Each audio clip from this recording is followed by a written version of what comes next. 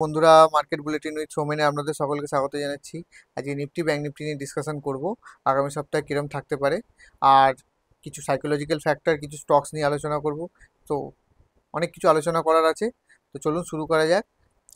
তো গত সপ্তাহে যখন লাস্ট যে বিষয়, গত সপ্তাহে না, লাস্ট যে আমি ভিডিওটা করেছিলাম, লাস্ট ভিডিওতে আমি কি বলেছিলাম যে নিফটি কিন্তু 25,150 এবং 250 এই জোনটাকে কিন্তু আসলেও আসতে পারে। তো মার্কেট কি করলো, 150 জোন থেকে মার্কেট নিচে রিভার্স করে গেল এবং নিচে গিয়ে একটা ফ্রাইডেতে সব থেকে বড় একটা বিয়ারিশ এনগালফিং টাইপের একটা প্যাটার্ন তৈরি হয়েছে, যেটা মানডে, টিউসডে, থার্সডে পুরো যে ধীরে ধীরে ধীরে ধীরে আপমুভটা ছিল, সেই আপমুভটা অনেকখানি মানে শেষ করে দিচ্ছে, পুরোটাই শেষ করে দিচ্ছে হিসাব মতো। আর যে গ্যাপ আপটা ছিল, সেই গ্যাপটা এখনও ফিল হওয়া বাকি আছে। যদি মার্কেট চায় সেটা ফিল করবে, এবং সেই সব টোটাল রিলেটেড আমরা ডিসকাশন করবো। চলুন চার্টে এবার দেওয়া যাক। এবার আগামী সপ্তাহে কি হতে পারে সেই সব নিয়ে আমরা এবার ডিসকাশন করে নিই। সবার আগে আমি নিফটির চার্টে চলে আসি, নিফটিটা নিয়ে একবার বলে দিই ফার্স্টে। হ্যাঁ, তো নিফটি এই মুহূর্তে যে পজিশনে আছে, এখানে কিছু, আমাকে এই লাইনগুলো আগে সরিয়ে দিই, তাহলে আপনাদের বুঝতে সুবিধা হবে। আগে বেশি লাইন আমি রেখে লাভ নেই এখন এই মুহূর্তে। তো মার্কেট এখান থেকে একটা আপমুভ শুরু হয়েছিল, সেই আপমুভটা আমি বলেছিলাম ম্যাক্সিমাম জোন হচ্ছে 25,230, 250, মানে 25,240, এই মোটামুটি এই ওপরের আপার ব্যান্ডেজ ওই জোনটা, যেখানে অনেকবার রেজিস্ট্যান্স নিয়েছিল মার্কেট। তো ওইটাই মেন হার্ডেল পয়েন্ট আগামী দিনে হতে পারে যদি ওপরে যাওয়ার চেষ্টা করে। তো এখন প্রবলেমটা হচ্ছে যে মার্কেটের সবার কাছে এখন প্রশ্ন এটাই, যে এই যে আপমুভটা শুরু হয়েছে, এটা কি ইম্পালসিভ নাকি কারেক্টিভ? এটাই সবথেকে বড় প্রশ্ন এখানে। কেউ বলছে এটাকে ইম্পালসিভ প্যাটার্ন আছে, কেউ বলছে এটা কারেক্টিভ প্যাটার্ন আছে, কেউ আবার বলছে এটাকে ফার্স্ট ওয়েভ আছে, এটা সেকেন্ড ওয়েভ হচ্ছে। তো লটস অফ কনফিউশন। কনফিউশনে যাওয়ার কোনো দরকার নেই। এখানে কিছু সিম্পল ফ্যাক্টর আছে, সিম্পল জিনিস আছে, সিম্পল লেভেলস আছে। সেই লেভেলই বলে দেবে এটা, যে আগামী দিনে এটা ইম্পালসিভ হতে চলেছে কি এটা টোটালটাই নর্মাল কারেক্টিভ প্যাটার্ন। ইম্পালসিভ বলতে আমি কি বোঝাতে চাইছি একবার বলে রাখি। ইম্পালসিভ প্যাটার্ন জেনারেলি এইটা, এই যে ওপরে যে মুভটা হচ্ছে, এটা ফার্স্ট, সেকেন্ড, অ্যান্ড এটা থার্ড, এটা ফোর্থ, এরকম ফিফথ, এরকম প্যাটার্ন হবে কি? বা ধরুন এটা অনেকে এরকমও বলছে, এইটা ফার্স্ট লেগ, এটা সেকেন্ড লেগ, দেন এটা পুরোটা থার্ড লেগ, যেটা আমার তর্কের মধ্যে আসছে না। এটা সরি, এটা থার্ড লেগ, এটা ফোর্থ লেগ, এটা ফিফথ লেগ। তো এরকম একটা লেগ ভাবছে এখান থেকে একটা পুরো ফার্স্ট ওয়েভ কমপ্লিট করে গেছে, দেন এটা সেকেন্ড ওয়েভে আছে, সেকেন্ড ওয়েভে হয়তো আর এক দুদিন কারেকশন করবে, দেন আবার উপরে চলে যাবে। তো এত কনফিউশনে যাওয়ার দরকার নেই। এবং আমার যেটা তর্ক ছিল সেই তর্কটাও বলে রাখি, আমার যেটা মনে হচ্ছে যেটা এবিসি প্যাটার্ন হতে পারে, মেবি এবিসি এরকমও প্যাটার্ন হতে পারে। তো এত কনফিউশনে যাওয়ার দরকার নেই। আমি কি ভাবছি, আপনি কি ভাবছেন, কে কি ভাবছে জানার দরকার নেই। আমি কিছু লেভেলস দিয়ে দিচ্ছি, এই লেভেলসের নিচে গেলে প্রপার কারেক্টিভ প্যাটার্ন আর ইম্পালসিভ প্যাটার্ন ক্লিয়ার হয়ে যাবে। এখানে একটা ফিবোনাচি লাগাই, এই যে টোটাল প্যাটার্নটাকে একটা ফিবোনাচি লাগাই। ভাবুন যে এইটা একটা টোটাল একটা প্যাটার্ন উপরের দিকে মুভ গেছে। ফিবোনাচি লাগালে আমরা মোটামুটি 61.8%-এর জোনটা পাচ্ছি এই 628-এর আশেপাশে। মানে আমি যদি একটা রাফ একটা এস্টিমেট বলতে 600-এর আশেপাশে, তো 600-এর আশেপাশে একটা ফিগার নিয়ে চলছি, 24,600। এই জোনটা অবধি যদি আসে, সো সেখান থেকে বাউন্স ওপরে আবার একটা মুভ ওপরের দিকে দিতে পারে। এই জোনটা অবধি ম্যাক্সিমাম জোন আসছে, ঠিক আছে, কারেক্টিভে।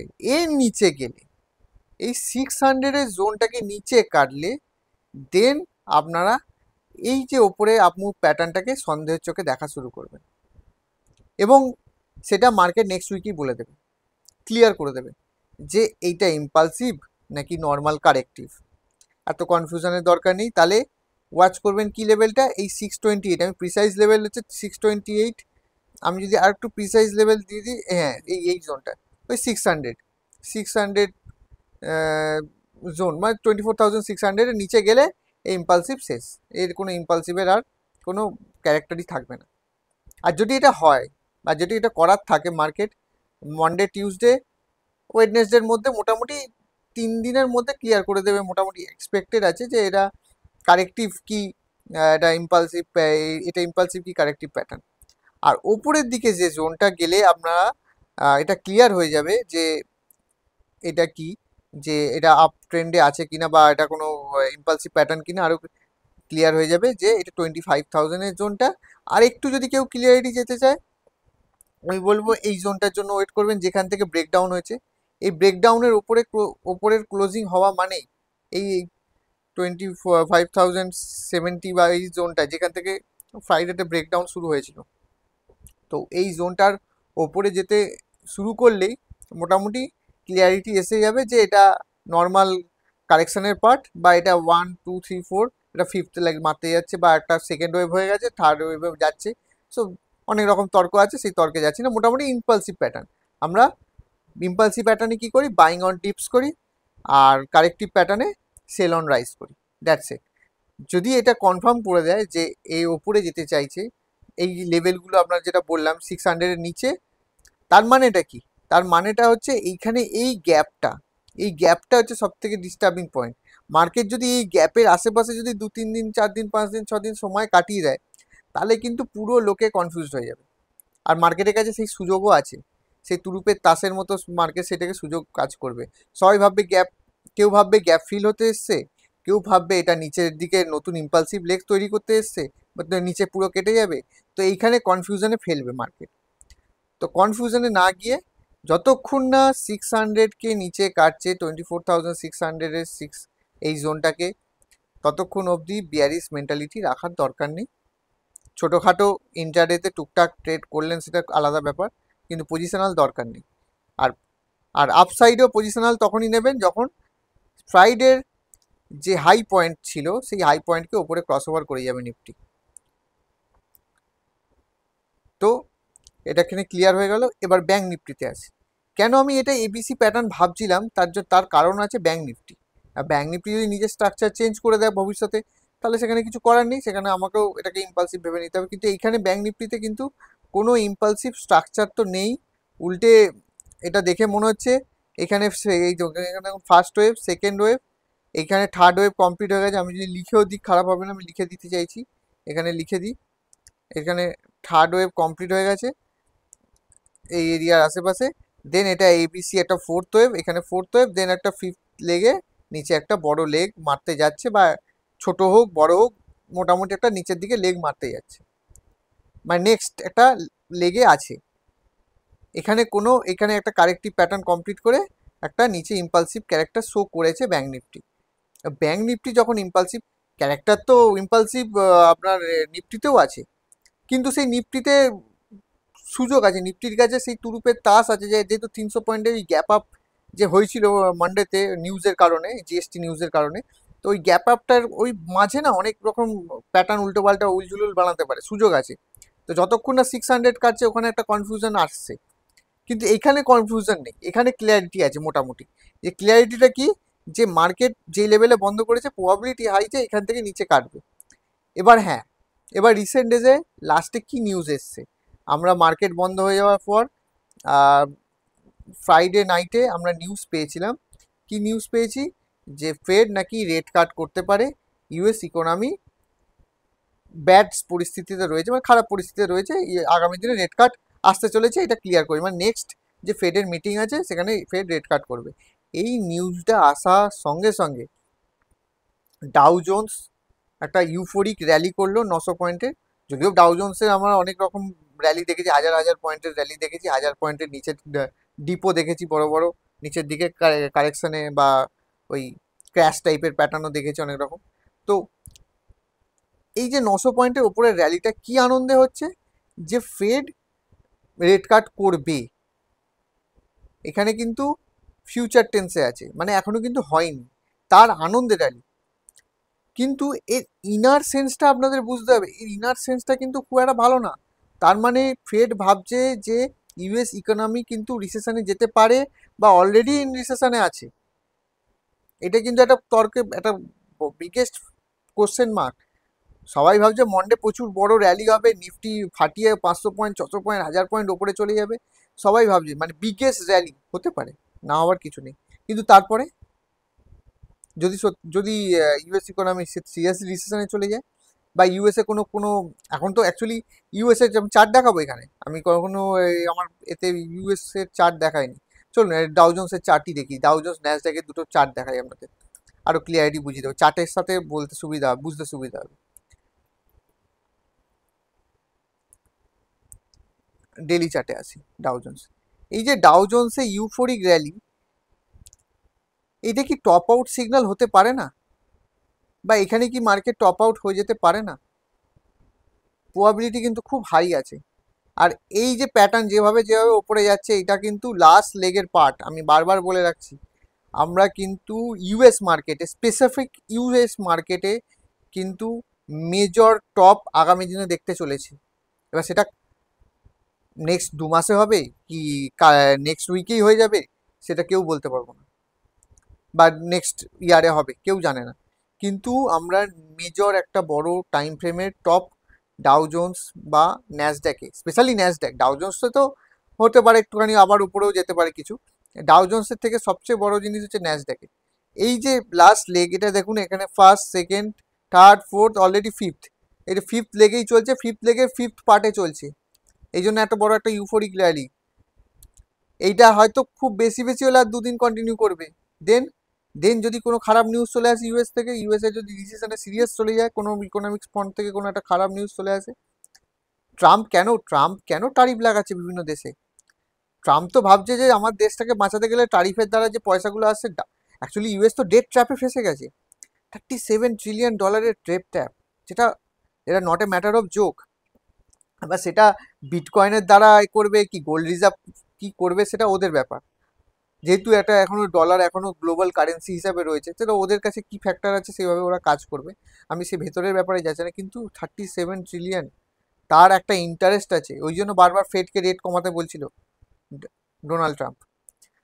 আর ডোনাল্ড ট্রাম্পের কিন্তু যেটা করছে সেটা ইউএস ইকোনমির বেটারমেন্টের জন্য, কিন্তু দ্য ওয়ে, মানে যেভাবে করছে, মানে তার ওয়ে অফ অ্যাপ্রোচ, মানে যেভাবে অ্যাপ্রোচ, দেশকে ভয় দেখাচ্ছে, ধমকাচ্ছে, চমকাচ্ছে, এক একটা দেশকে চমকাচ্ছে যে আমি 50% ট্যারিফ লাগিয়ে দেবো, দেন তাকে আবার নেগোসিয়েশনে আসে তার সাথে।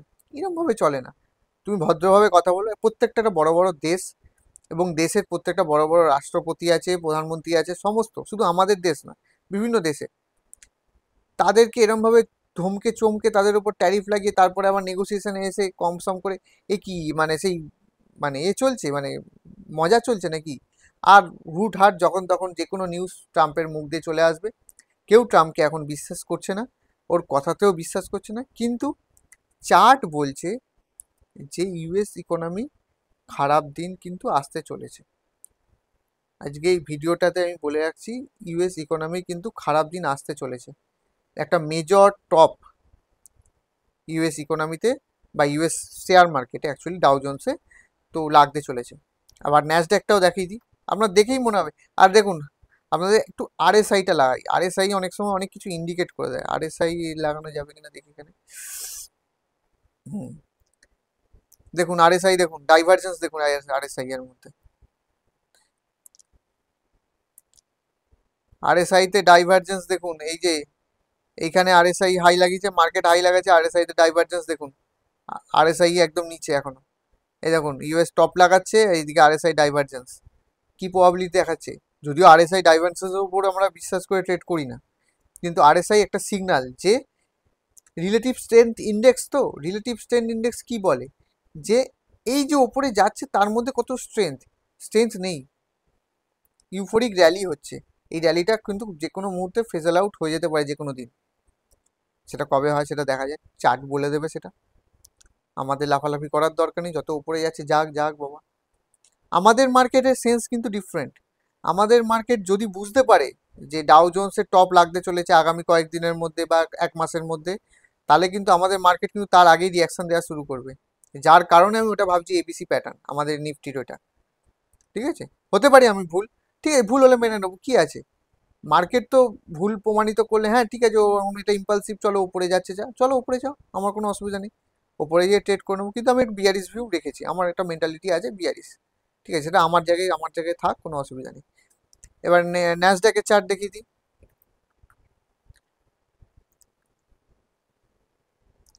দেখুন Nasdaq, Dow Jones euphoric rally করছে, ন্যাসড্যাক কিন্তু অলরেডি সিগন্যাল দিয়েছে উপর থেকে। আমি যদি ন্যাসড্যাকে উইকলি, আমি একটুখানি এটা সরিয়ে উইকলিটা লাগাই, হ্যাঁ ন্যাসড্যাকে উইকলি,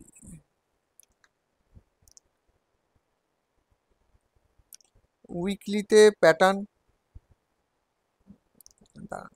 হ্যাঁ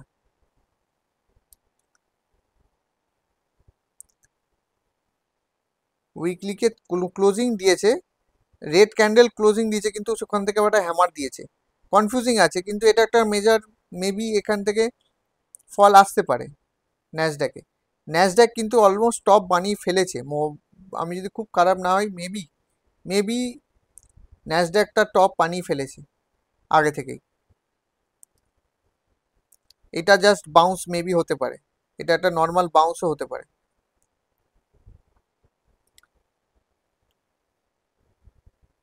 আর ন্যাসড্যাকে যদি চার্টে প্রপার দেখাতে চাই, ন্যাসড্যাক কিন্তু দেখুন একটা ইউফোরিক ওপরের দিকে র্যালি ন্যাসড্যাক অলরেডি করে দিয়েছে, যেটা ফিফথ লেগের ফিফথ পার্টে পুরো কমপ্লিট করে গেছে পুরো। তাহলে আমি এটা খারাপ, খুব খারাপ না হয়, মানে খুব যদি আমি ভুল না হই, তাহলে মোটামুটি মনে হচ্ছে ডাউ জোন্স আর ন্যাসড্যাক আগামী দিনে হয়তো, হয়তো এখানে টপ করে আর একটু ওপরে গিয়ে টপ হলো, মোটামুটি এরিয়া আছে, এই এরিয়ার আশেপাশে মোটামুটি কমপ্লিট হয়ে যাওয়ার কথা। তার কারণ ইউএস ফেডের চেয়ারম্যান জেরম পাওয়েল বলে দিয়েছে ইউএস ইকোনমি কিন্তু খারাপ পজিশনে আছে, তবেই সে রেট কাটটা করছে। তার কারণ ইউএস জব ডেটা কিন্তু আগামী এই রিসেন্ট যে পোস্ট হয়েছে সেটা কিন্তু ভালো আসেনি। তো বি কেয়ারফুল, বুলিশ সাইডে থেকো, ছোটো কাজ করো, কেয়ারফুল থাকাটা দরকার, ঠিক আছে। আর এই মুহূর্তে আমাদের মার্কেটে নিফটি ব্যাঙ্ক নিফটিতে আমি যদি আসি, আমাদের মার্কেটে সেন্টিমেন্ট কি আছে, আমাদের মার্কেটে যদি সাইকোলজিক্যাল ফ্যাক্টরে আসি, আমাদের মার্কেটে এখন যে সিচুয়েশন চলছে, যে মানুষকে, আমার চেনা জানার মধ্যে যারা যারা শেয়ার মার্কেট করে প্রত্যেকের সাথে আমি কথা বলছি, যে ধরুন কথার কথা কেউ একটা শেয়ার নিয়েছে, ধরুন এবিসি কোনো একটা শেয়ার নিয়েছে ধরুন, তাকে জিজ্ঞেস করছি শেয়ারটা কি নিচে পড়ে গেলে কি করবি, বলছে নিচে পড়ে গেলে অ্যাভারেজ করে নেবো। মানে তার কোনো ভয় নেই, নিচে পড়লে আরো অ্যাভারেজ করে নেবো, পয়সা আছে, খারাপ নেই, কোনো চাপ নেই। মানে এইটাই ভাবছে, মানে কি, লোকে দেখেছে যে মার্কেট নিচে গেলে ভি সেভ রিকভারি, মার্কেট যখনই নিচে যায়, নিচে যাবে, অ্যাভারেজ করব, আবার মার্কেট ওপরে টেনে দেবে, প্রফিট হয়ে যাবে, ঝামেলা খতম। তো মার্কেট কি এত ইজি? আর যেভাবে এসআইপি নাম্বার আসছে, মানে আমি বলবো, মানে এখনো অবধি সুনামি, মানে অ্যাকচুয়ালি ওয়ার্ডটা খুব একটা খারাপ মানে লাগবে না হয়তো, মানে একটা এসআইপি সুনামি চলছে এখন আমাদের মার্কেটে, এবং প্রত্যেকে মাল নিয়ে ভরে ভরে ভরে ভরে বসে আছে। আমি বলছি না এটা খারাপ, এসআইপি করা ভালো, কিন্তু প্রবলেমটা এইখানে, এত যখন পরিমাণে এসআইপি আসছে, এর মধ্যে তো কিছু, মানে যারা শেয়ার মার্কেট বোঝে না, না জেনে শুনে যারা করছে, তাদেরও তো সংখ্যা রয়েছে। এবার মার্কেট কি এতই সহজে তাদের সবাইকে পয়সা কামিয়ে দেবে? এখান থেকে 30,000 হয়ে যাবে নিফটি, 30,000, 32,000, 33,000 হয়ে যাবে, আমরা সবাই যারা অত অত কোটি হাজার কোটি টাকা কোটি মিউচুয়াল ফান্ড চলছে তারাও প্রচুর পয়সা পাবে, মানে এটা কি খুব ইজি ফ্যাক্টর? এটা 2018 সালে হয়েছিল। অ্যাকচুয়ালি 2017-18 থেকে আমি এসআইপি ফার্স্ট শুরু করেছিলাম, এসআইপি আমার চলতো তখন 2016 থেকে 17 থেকে আমি এসআইপি চলেছি, প্রচুর এসআইপিতে ভালো পয়সাও এসেছিলো।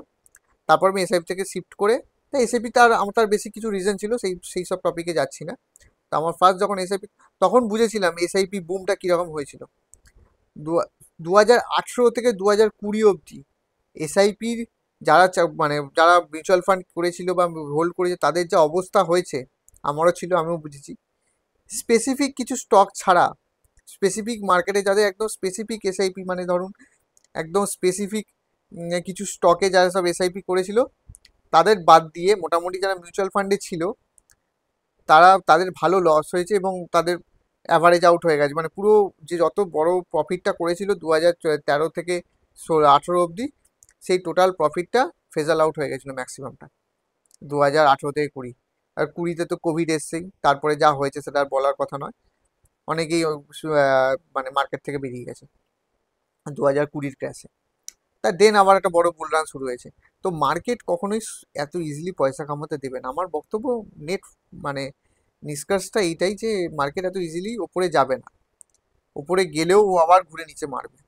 আমি বলছি এখান এটা যদি ইম্পালসিভ ক্যারেক্টারও হয়, যদি হাইও মারে, 25,600 এটা ক্রস করে যায়, মানে এই ধরুন ধরুন এই এই যে হাইটা রিসেন্টলি বানিয়েছিল, এই 25,660, এর ওপরেও যদি চলে যায়, এ আবার ঘুরে নিচে মারবে। এ পুরো ব্যাপারটা কমপ্লেক্স প্যাটার্নে চলে গেছে না, সমস্যাটা এইখানে। এত এত কমপ্লেক্স প্যাটার্ন এলিয়ট ওয়েবে আমি যদি বোঝাই, এখন নিও নিফটিতে বোঝাতে যাই, আমিও কনফিউজ সত্যি কথা বলতে। এত কমপ্লেক্স প্যাটার্নকে আমিও ডেসক্রাইব করতে পারবো না যে এটা ABC X, ABC W X Y, এইসব এত জটিল প্যাটার্ন নয় ভাই। আমি এটা পরিষ্কার সিম্পল বুঝি। এখানে একটা ফার্স্ট লেগ লেগেছে ভাই, এখানে একটা সেকেন্ড লেগ, দেন একটা থার্ড লেগ নিচে লাগতে পারে, আর যদি না লাগে এখানে একটা এই একটা হয়ে যাবে আপনার, ট্রায়াঙ্গেল টাইপের প্যাটার্ন তৈরি হয়ে যাবে। সেই ট্রায়াঙ্গেলে কি হবে, একটা এখানে লেগ লাগবে, এই লেগটা যদি পুরো হাইকে উপরে কেটে দেয়, উপর থেকে আবার নিচে এই লোটাকে রিটেস্ট করতে আসবে, দেন আবার উপরে যাবে, দেন আবার নিচে মারবে একটা বড়, বেশ তারপরে খেলা শেষ। তারপরে ওর পুরো প্যাটার্ন কমপ্লিট করবে, যদি যদি ট্রায়াঙ্গেল হতে চায়। আর যদি, যেটা আমি ভাবছি, যেটা ফার্স্ট লেগ, সেকেন্ড, দেন থার্ড নিচে আরও, দেন ফোর্থ, ফিফথ, টোটাল একটা 5 লেগের একটা নিচে প্যাটার্ন কমপ্লিট করবে, যেটা সি ওয়েভ প্যাটার্ন। আমি যদি আর একটুখানি ডিটেলসে বোঝাতে চাই, যে আমি যে এই নিফটিটাকে, এই যে নিফটি, এই যে রিসেন্ট 2000 2023 থেকে যে উপরে গেছে, আপনার 2024 অব্দি 1 বছরের যে উপরে মার্কেট উপরে গেছে, এই এই পুরো এই লেগটা পুরো এই ইভেনচুয়ালি 2022 থেকে, অ্যাকচুয়ালি 2022 থেকে যে লেগটা পুরো উপরে গেছে, টোটালটা এবিসি মনে করছি, কারেক্টিভ প্যাটার্ন। তার তর্ক আমি দেখাচ্ছি। আপনারা যদি কেউ জানেন ডলেক্স, ডলেক্সের চার্ট আপনারা যদি দেখতে জানেন, ডলেক্স হচ্ছে সেন্সেক্স ইন ডলার টার্মস, ঠিক আছে? ডলেক্সের চার্টে দেখুন, ডলেক্সের চার্টে এখানে ক্লিয়ারিটি এসে যাবে। ডলেক্সের চার্টে এখানে এ, এটা টোটালটা বি, এটা সি, এটা সি 1 2 3 4 5, আমার এখানে লাগানো আছে, আমার একটা পয়েন্ট লাগানো আছে, এই পয়েন্টের আশেপাশে ডলেক্সের চার্টে আসতে পারে মেবি, আমার এখানে লাইন লাগানো আছে অনেকদিন আগে। এটা মোটামুটি আমার একটা চিন্তা ভাবনা দিয়ে আমি ক্যালকুলেশন করে লাগিয়েছিলাম। তো আমি তো এইসব নিচে দেখছি ভাই, পরিষ্কার কথা, মার্কেটকে, সে মার্কেট উপরে থেকে ঘুরে আসুক কি এইখান থেকে নিচে আসুক, যেভাবে আসুক ভাই। হ্যাঁ, এবার একটা বলে রাখি, যে মার্কেট তো নিচে যেতে পারে, কিন্তু তার মধ্যে সব স্টকিং কি নিচে যাবে? কিছু কিছু এমন স্টক স্টিল নাও রয়েছে, যেটা মার্কেটে কিন্তু আগামী দিনে যদি কখনো ঘোরার সিগন্যাল থাকে, বা নিচে গিয়ে ওপরে যাওয়ার সিগন্যাল আসে, বা কোনো দিন সুযোগ আসে 1-1.5 বছরের মধ্যে, বা 6-7 মাসে, 8 মাসের মধ্যে, যদি কোনো প্রবাবিলিটি থাকে, মার্কেট ফল হওয়া কালীনও তারা উপরে যেতে পারে। কারণ তাদের তাদের একটা সাইকেল পুরো কমপ্লিট হয়ে গেছে, কারেকশনের সাইকেল পুরো কমপ্লিট হয়ে গেছে, ঠিক আছে? তো সেই সব স্টক নিয়ে আমরা ভবিষ্যতে আলোচনা করব। আমি সেখানে সার্চ করছি, এবং আমার এখানে কিছু লিস্টও আছে। সেই সব স্টক নিয়ে আমি আমার স্টক লিস্টে, যেগুলো স্পেশাল ইনভেস্টিং পারপাস যে স্টক আমার একটা আছে, পোর্টফোলিও চিন্তাভাবনা আছে, যে আপনাদের বলবো, আপনার সাথে ডিসকাস করব, সেটা নিয়ে আমি আগামী এতে আসবো নিশ্চয়ই, আগামী ভিডিও এসব নিয়ে তৈরি করব। তো আপাতত আমার আজকের ভিডিওর দ্বারা এটাই পরিষ্কার বোঝানো আপনাদের, যে মার্কেট একটা কমপ্লেক্স কারেকশানে আছে, এখানে কনফিউশন হওয়ার কোনো দরকার নেই। যতক্ষণ না 624,600-এর নিচে যাচ্ছে, আপনারা ভিউকে ওপরেই রাখুন এখন আপাতত। আর 25,000-এর ওপরে আবার ক্রস করে গেলে, বা 25,070, মেন সব থেকে মেন এরিয়া হচ্ছে 25,070, যেখান থেকে নিচে ফ্রাইডেতে নিচে শুরু হয়েছিল যাত্রা, পুরো নিচে হুড়ুড় করে যে নিচে নেমে গেল, যে হাইটা তখন লাগিয়েছিল ফার্স্ট টিকে, সেই হাইটা যদি ক্রস করে যায়, দেন আবার প্রবাবিলিটি থাকবে আবার 25,250, 250-র ওপরে কাটলে তখন আমি এটা মার্কিং করা শুরু করব, তখন এইটাকে আমি ইম্পালসিভ মার্কিং দেব। এখন আমি কোনো মার্কিং ওই জন্য দিতে চাইছি না। আমি আপাতত এই লেগটাকে আমি ফার্স্ট লেগ, আর এটাকে সেকেন্ড লেগ একটা অ্যাজাম্পশন করে চলছি, দেন একটা নিচের দিকে বড় একটা লেগ আসতে পারে, এই অ্যাজাম্পশন নিয়ে চলছি। ভুল হতে পারি আমি, আপনাদের এটা মানতেই হবে, তার কারণে যতক্ষণ না 600 কাটছে আপনারা মানবেন না। আর যদি ওপরে যায়, তো ঠিক আছে, ওপরে ওপরে কাজ করবেন ওপরে। এবার এই এরিয়ার জন্য, বা 250, প্রথমে ফার্স্ট টার্গেট নেবেন 250, 150কে ক্রস করলে 250, 100 পয়েন্টের ওপরে আছে, তারপর 250টা বড় হার্ডেল জোন, ওখানে তো সময় নেবে। দেন একটা ওপরে গেলে আবার সঙ্গে সঙ্গে ওই 25,500 জোনটাকে অ্যাচিভ করতে পারে। তো স্টেপ বাই স্টেপ হবে। সো আপাতত এই পর্যন্তই। মার্কেট কনফিউজ করতে চাইছে এবং অনেক ইনফ্লুয়েন্সাররা অনেক কনফিউশন ক্রিয়েট করছে। আমি কোনো কনফিউশন চাই না। 600-এর নিচে গেলে এবিসি প্যাটার্ন, 525,070-র ওপরে গেলে impulsive pattern, that's it. Level to level দেখবেন, সেই অনুযায়ী ট্রেড করবেন। আর তার মধ্যিখানে থাকলে আমার মতে বলে বেটার নো ট্রেড করারই দরকার নেই। খুব ছোটো ছোটো যারা স্ক্যাল্পিং করতে ভালোবাসে তাদের জন্য ঠিক আছে, স্ক্যাল্পিং করবেন যে যার মতো করে, সেটা পয়সা সেখানে জলও হয়, আবার কামিও হয়। ও যারা করতে পারে করবে, আমি তো ভাই করি না। এখানে কনফিউজিং জোনে থাকলে আমি করবো না ট্রেড, যতক্ষণ কনফিউজ থাকবে মার্কেট। 600 নিচে কাটুক, শর্ট পজিশন নেবো। 25,050-র ওপরে, 50-60-র ওপরে কেটে যাক, বাইং অন ডিপস করবো, ঝামেলা খতম। সো আপাতত এই পর্যন্তই। ভিডিওটা ভালো লাগলে লাইক শেয়ার সাবস্ক্রাইব করবেন। আপাতত নমস্কার।